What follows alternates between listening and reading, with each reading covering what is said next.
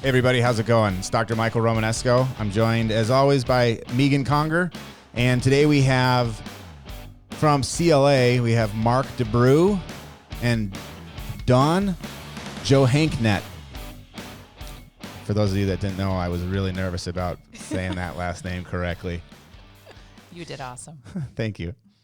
So one of the things that we did back when COVID kind of first hit is we made a COVID task force, and we had a bunch of industry leaders and experts come on, and it was kind of a webinar, right, that we did? Yes. And bring insight, and it was huge. And CLA was kind enough to volunteer their time. We had IDS team members. We really got to know you through that as well. We had attorneys, and it was just really helpful because, we as dentists, we need resources to help guide us through the unknown.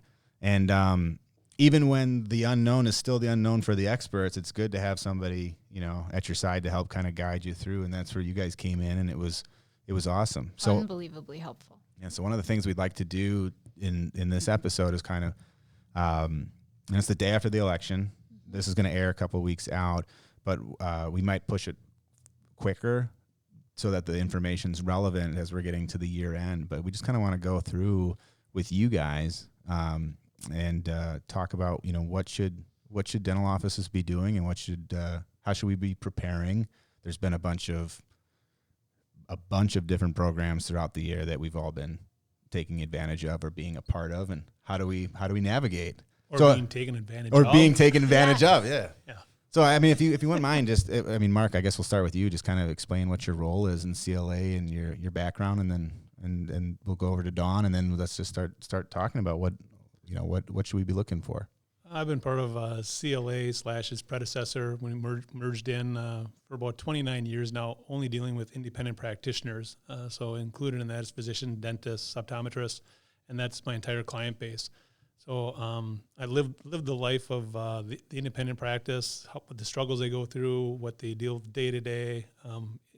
Sometimes I feel like I'm their psychiatrist versus just their IE accountant or tax guy once in a while.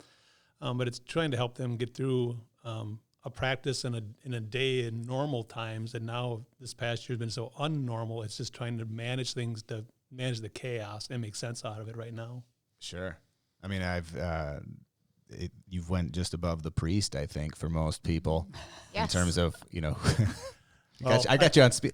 Just so everyone knows, Mark's my personal accountant. I've got it. He's on speed dial. Yeah. Well, you don't have to do the sign of the cross before you call me, but maybe you should. Anybody help? Dawn, how about you? What are your roles in CLA? I've been with CLA for about 3 years now. I've been in the dental and physician space, very similar to Mark, for the last 20 out of the 25 years that I've been in public accounting. So, our role is to act as that primary advisor and walk our clients through what they should be thinking of, where they want to go, where do they want to be in the next 1, 3, and 5 years. And then, but also dealing with the current day-to-day, their accounting, their tax, their wealth advisory, and their shrink, and their therapist, and their marriage counselor, and, everything else under the sun. But that's my role. Awesome. So with this year being so unique and knowing that you're in that advisory role, what have you found have been the highlight key topics that have surrounded the questions that you're getting from the dentists you work with? I'll go first. The highlight topics were the immediate panic of told officer being shut down, and receiving those phone calls was a bit disturbing, and how to react and get through that time. Just like the practitioner was going through it, we didn't have answers either. And I guess I looked at it and I thought, 8 weeks, this will be done. And in my mind said it was 8 weeks, this will be all over. That's what I'm hearing. And then I found out that, our government was trying to help us many ways, but they kept trying to change the programs, and it was this daily, as you know, by listening to the podcasts or reading articles. The articles would be out of date by the time you read them. The podcasts or the webinars, great information at the time, but a week later it changed again. And so we were really just scrambling, trying to get as much information as we could, to read and try to be informative to our clients, but it just kept changing time after time. Instead of pushing a pause button and letting it all come to rest, which you don't have the option of doing. You can't tell a client, well, call me in like 4 weeks and then we'll figure it out. So the answers kept changing, which caused frustration with a lot of clients. But again, we just used the information we had. Now, we still have changes happening continuously. Clients are using different banks for PPP loans. Banks are acting differently. Banks are using the same application for forgiveness, but some are literally walking you through step by step, and others are telling you, hey, go to the portal and upload it. And then others are saying, should I apply for round 3 of funding? It's applications due. What do I do? So we're kind of living it with them and trying to figure out as we go through, just to put the pieces together. Does it make sense to apply for it, not apply for it? 3 weeks ago we said stop applying for it. You probably have to pay it all back. Now we're saying maybe you have to pay it back under HHS. We're not sure. So it's just figuring out all the pieces that are coming together. So it's a little crazy. Sure. Dawn, have you seen, in addition to just navigating that initial piece of practices being closed and then the PPP piece, are you finding there's other key factors that have been affecting offices or things that you're getting questions on? I think it's the warp speed of all the information coming at our clients and at everybody, really, and then the uncertainty. And that uncertainty is just making everybody uneasy. They don't know what to do, but yet they don't want to miss out on everything. And right. So the dentists have been significantly, obviously, affected, and we don't know if there's going to be another shutdown. We don't know if the patients are going to come back. We don't know if they're going to continue to come back. We've had this rebound, which has been awesome. Is it going to continue, and is it going to get shut down again?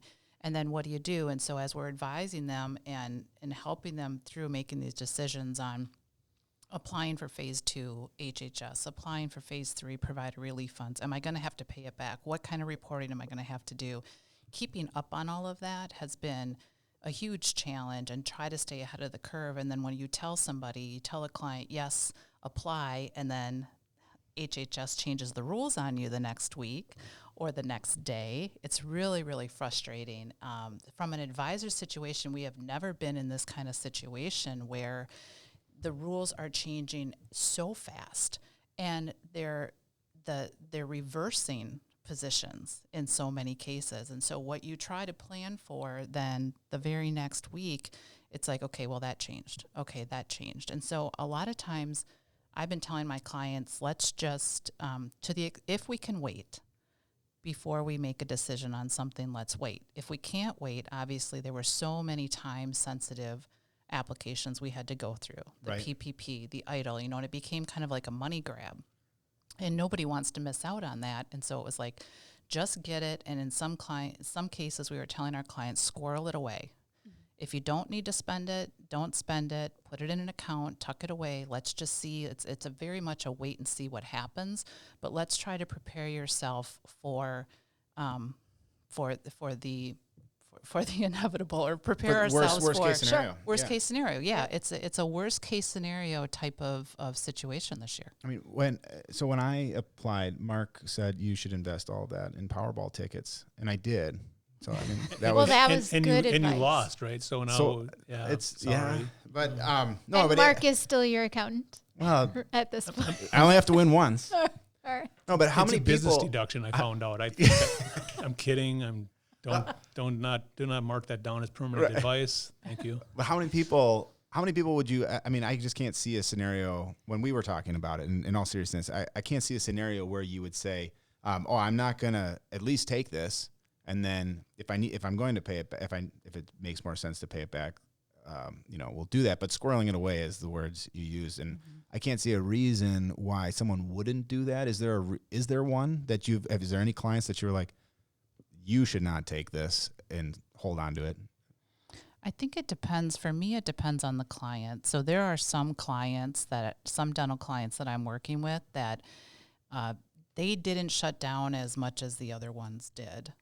I really ran the gamut. When I was calling my clients in April and May, are you still open? At what capacity are you open? Is it emergency only? Is it shut down completely? And I had some clients say, I'm shut down completely. I'm not even taking emergency patients. That was on one side of the spectrum.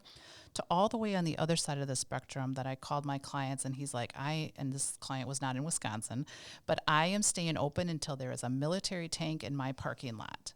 So that was the spectrum of people. So you had various degrees of their financials were affected differently, obviously, because if they could stay open a little bit, they're not hurting as much as other offices. So for those offices, I've got some offices that are hurting pretty badly. They have not rebounded. They need to take all the money they can get. They need every cash they can get their hands on. Every government program, every regional program, every state program they need. And then I have other offices that I'm like, you're doing so well that it's not going to look good if you take this money. And you're probably going to end up having to pay it back, so why bother to go through the work?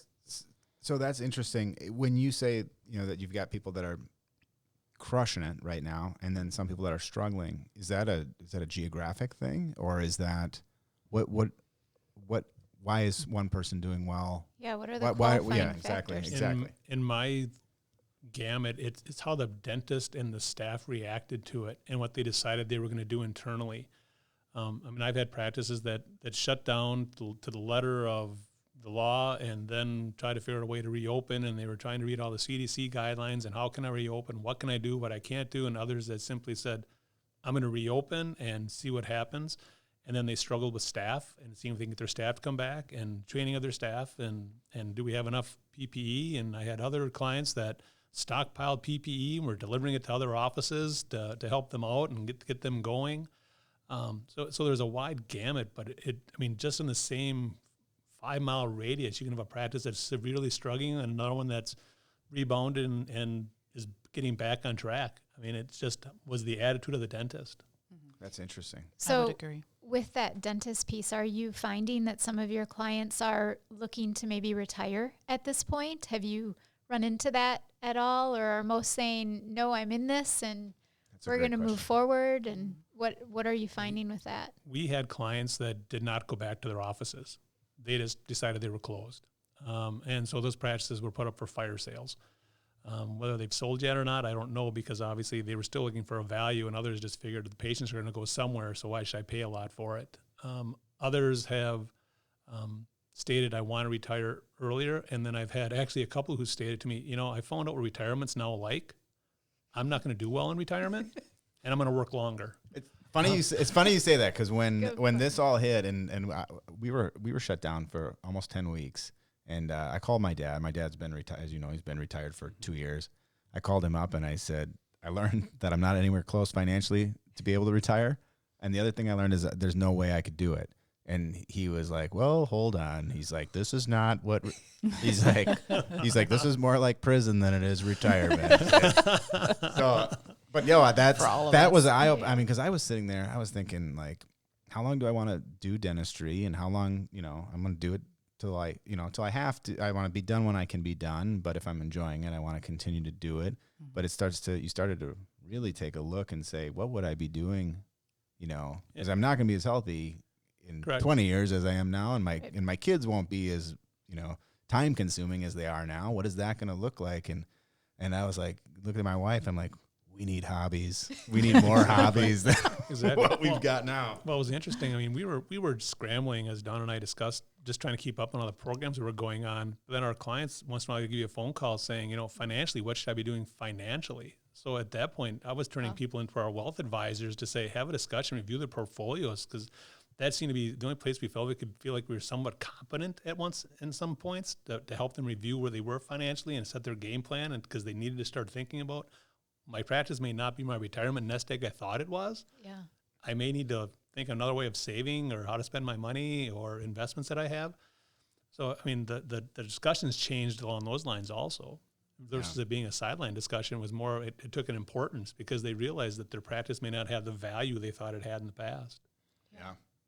And I've had clients on the buy side. They see this as an opportunity to buy other offices, and so they're very much, it's a very interesting supply and demand conversation, and where different dentists are mindset wise. There are some that were afraid to go back, and that leadership came from the top, whether the offices were doing well or they weren't doing well. But I have several clients that are in buy mode, and they're buying these offices that have said, you know what, I thought I wanted to be in this for 3 years, and I'm out. I only had one office do a complete 180 on me, who, the conversation not even 6 months before COVID was, I think I got another 3 years in me. And then they turned around. And then they turned around and said, and so we were planning for that. We were started to plan for the 3-year plan. And then all of a sudden he called me one day and said, I changed my mind. I'm out. I can't deal with this again. Do you think that's I mean, my uncle was in that same kind of situation. My uncle was, he was planning on working the rest of this year. And when this hit, he was like, this is a good time to be done.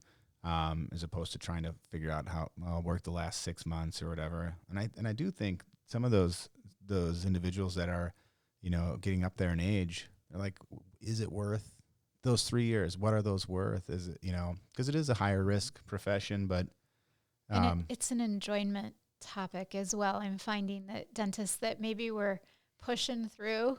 Yeah. Okay, I can get up and do this again today, but the enjoyment piece was gone already.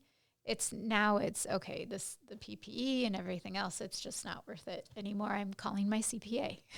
Yeah. Well, I'll have to say the enjoyment part, I don't think was just with the dentist. I think any occupation has had that discussion of how much I enjoy my job. I think Dawn and I will attest to it. I don't know if there's been a lot of vacations that we've taken this year and a lot of time off. What's that? I'm not sure.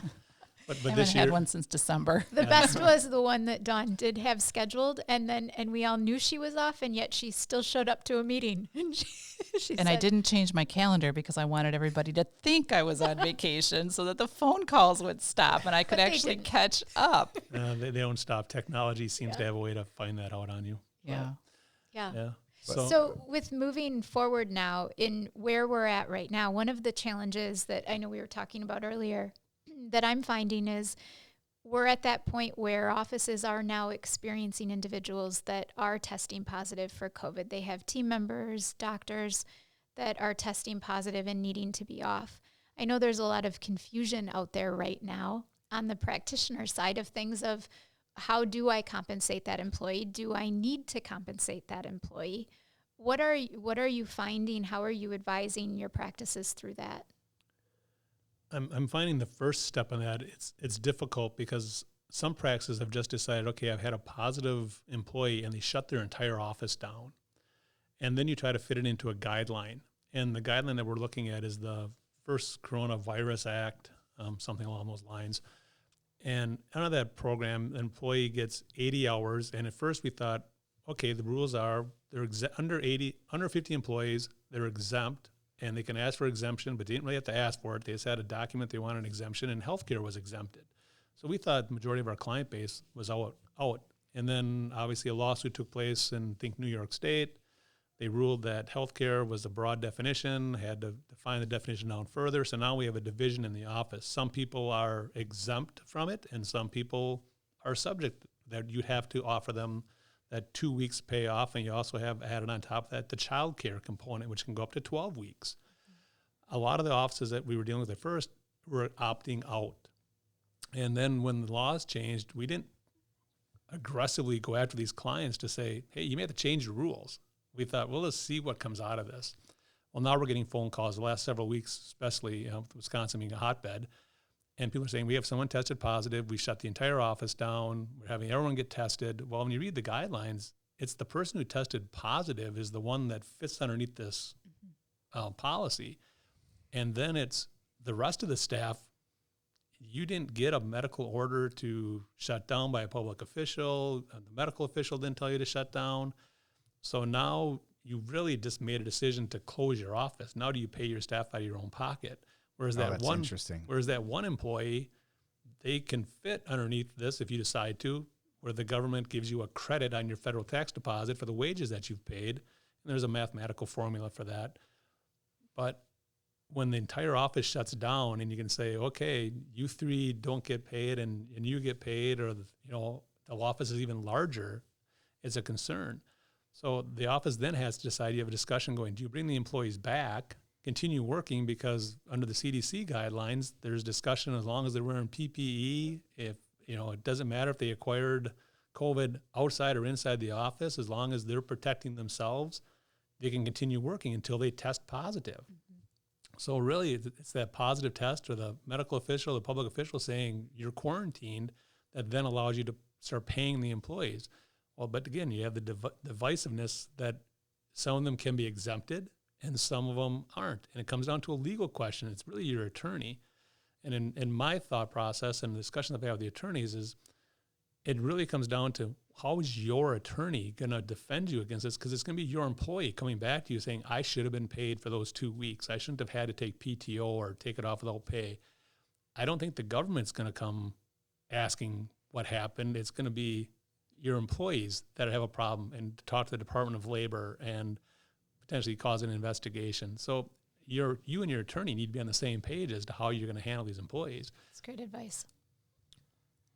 Mark, have you had anybody who, in that situation where they shut down their office for 2 weeks because one employee tested positive, that the employee that tests positive, they can get the credit for, but everybody else they can't? Did they have them apply for unemployment compensation again?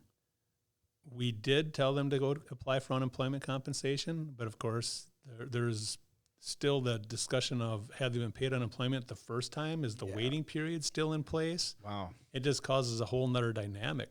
So several of the dentists, we turned to them and said, well, you still got money that you have. If you want, you can use that money that you've kind of, I don't want to call it stockpiled, but you do have cash reserves. If you feel you don't want to open your office because of the event going on, go ahead and pay your staff, but you've now set a precedent. Mm-hmm.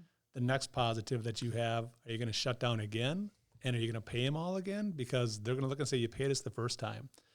So really, it's getting on the same page and coming with a game plan of what your thought process is and how safe and secure you feel in your office. And again, my understanding is that the CDC guidelines are saying you can still be open. Yeah, and I have that safe, secure piece is really important because I have found that as well, where if team members are, hey, I'm double masked and I'm wearing the rest of the PPE and my front desk is in masks and they're feeling very comfortable in the environment. Everything you read, you're not hearing where people are contracting COVID necessarily in the dental practice. It's more that they're contracting it outside and bringing it in, and then how is the employer dealing with that from a standpoint of how to manage? To that point, I think, and as we're talking about an office having a positive case and then shutting down the office, one thing I just told my staff this the other day because we're doing headshots tonight, responsibly. We're not doing a group shot, but we're doing these headshots. And so you're all going to be 6 feet apart? That's a good team picture. It's good, yeah. My recent headshot, We're I said, a team. Can I have it done with a mask on because people don't recognize me otherwise? Right. They told me no, so yeah. I tried. Oh, but as we were talking at the end of the workday yesterday, and everyone's kind of gathered around. Everyone's got in our office. You have to wear a mask all the time. There's really no spot that you're going where you wouldn't be wearing one. But as we're talking about this, I said to everybody, I'm like, they're like, oh, did you hear about so-and-so's office? We know of a couple offices now where they've shut down completely. And they're talking about it, and I said, the only reason, in my opinion, that they would be shutting down is if they did not have protocols in place to protect the staff from one another.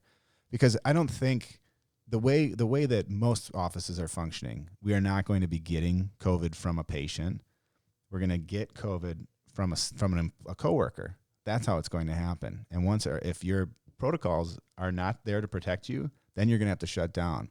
But I'm confident that most of my colleagues, if one of their assistant goes out, gets COVID out at a bar or wherever, I don't know why I always say bar, but with those assistants in there, yes, yeah, for sure. But yeah, they come back and your protocols aren't in place and everyone's relaxed because it's like, oh, we're all coworkers. That's how the failure happens. And then you're in a big So storm. I had a call with the Waukesha County Health Department last week. And the first question with regards to a practice that I work with in Waukesha, and their first question was, is everyone in the office wearing PPE and masks? And they stated if everyone in the office is wearing masks, they're fully protecting themselves. So even though someone has tested positive, everybody else is okay, even though there's been a known exposure, because the known exposure was while they've been in PPE. So to your point, Michael, I agree. If those processes are in place, overall, everyone is quite safe. I was wondering if maybe they shut down because they didn't have enough staff. Yeah, that's the other reason that they just shut down the office. And are you guys finding that? Are you advising? So one of the things, I mean, we're trying to get creative, right? Because it's happening more and more. Are you finding having conversations where maybe you do split shifts, or if you have 3 doctors in the office and maybe 2 usually work at the same time? Well, it's not great and everybody's not going to be happy about it, but maybe someone, like maybe one shift works 7 to 1. And the other shift, if you can work this in your operatory, so or in your practice, so then the benefit is let's say 3 people get sick, or a doctor so now when that happens, you have a whole nother team that you can pull in, so to speak, and start to fill in those hours. So you'd be running totally separate teams. I guess I still kind of comes back to why would all 3 people get if they're doing proper protocol within the office, not just while treating patients, but while in the office, why would there be it's outside of the practice. So it's individuals who are coming home and their kids come home from daycare and they get sick. Ideally though, that should just be one person. Right? Unless you have, like I have practices where we now have 3 hygienists that are out. And all 3 hygienists are out because all 3 hygienists had kids that were in daycare and they all came home and got their hygienist sick. Yikes. So it's happening. It's not where it's being contracted in the practice. It's where we're social with our families and with other situations outside of the practice. And then numerous team members are testing positive through that. And how you manage that and still keep the production of the practice up and ensure that there's still efficiencies in place. Can't trust your family. Everyone knows That's the moral of the story, right? Great. So Dawn and Mark say you cannot trust your family. That's what we're getting on this podcast. That's CLA's message, right? That's the slogan. No. In CLA, we are all a family. So sorry. That is our slogan, that we are all a family. Yes. So that was close. So I guess I can't trust you, Mark. So sorry. That's what Mike's saying. Oh man. Darn. So what else are you seeing out there? If there were a few takeaways for individuals listening to this podcast, what would you say are things that they should really be thinking of and planning with coming down to the end of the year now? Definitely be talking to your accountant as far as the different scenarios, and I think the bottom line is patience, which I think we're all just about run out of patience, but at the same time, we have to run these scenarios, make sure your books are completely up to date and that you've been through them, that you're not waiting until December to fix them.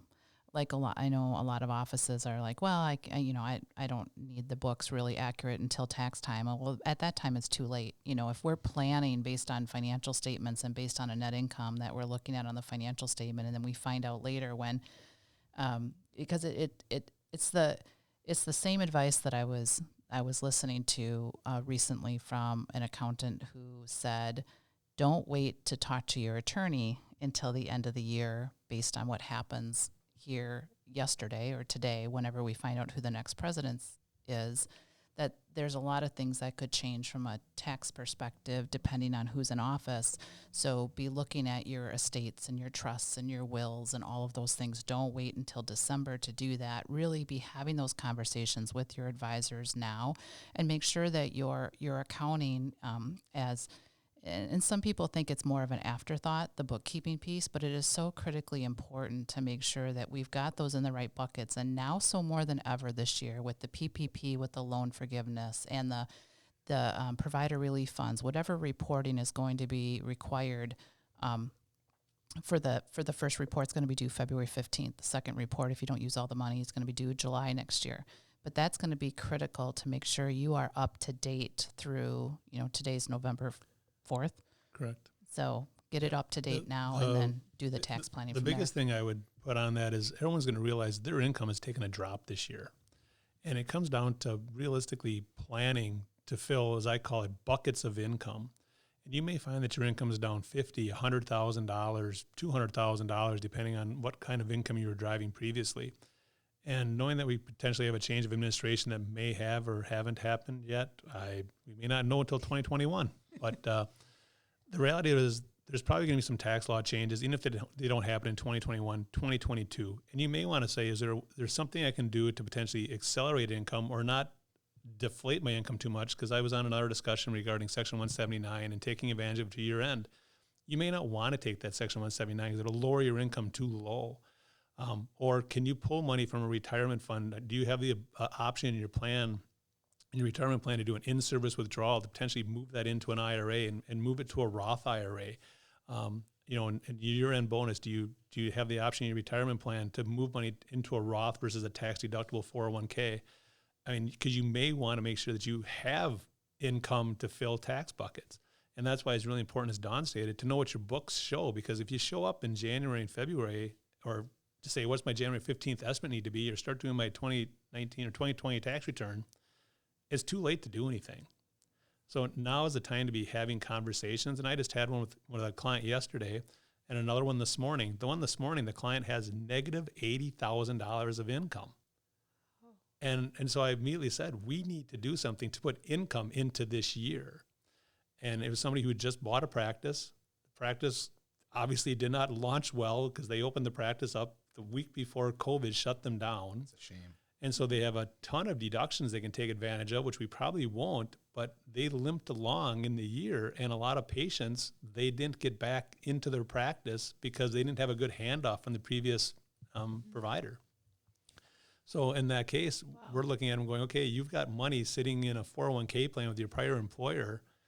Roll it to an IRA. We're going to treat that and put it into a Roth, create some income this year because we're trying to create income this year. So that I really don't want to do an NOL carryback and say, hey, I got to charge you for doing a tax return to carry it back to get this back from a previous year. Whether we can do that or not, that's still a question mark on how tax law is going to change.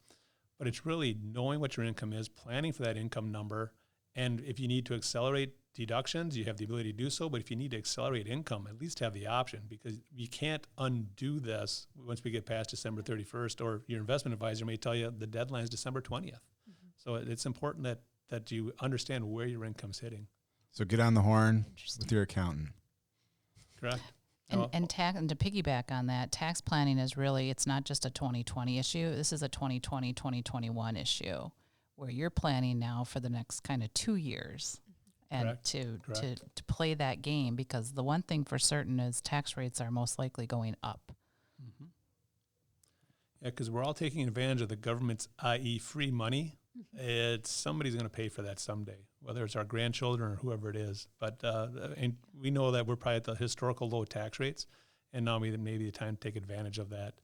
I just had a practice I'm dealing with over in the Minnesota area, and it's someone acquiring a practice. And it was interesting that the 70-year-old dentist was retiring. They agreed on a sales price before they sold the practice, wouldn't discount the practice at all. He really hasn't reopened the practice, but it's located in an area of Minnesota that she really wants it because it's the only practice available. So we've had a lot of conversations about, are you willing to pay the price or not? The bank's willing to give her the money, but now the guy's pushing to have the closing date split. Part of he wants to sell in 20 and part of he wants to sell in 21.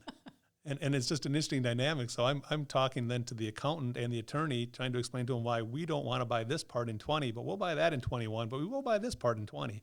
I mean, it's stuff that I've never had conversations on before. Wow. This has been a great year. It's been an interesting year. That's for sure. Let's get it over with as fast as possible and start over. Move on. Yeah, Yes. Go. Let's not replay 2020. No. I want to thank you guys. Thank you, Mark. Thank you, Dawn, for joining us today and providing your insight. We really appreciate it, and I know we'll do it again in the future. Yes. Thank you so much. Right. Thank you. Thank you. Appreciate Thanks, it. guys. Good job, you guys. You're having too much fun with this, I can tell.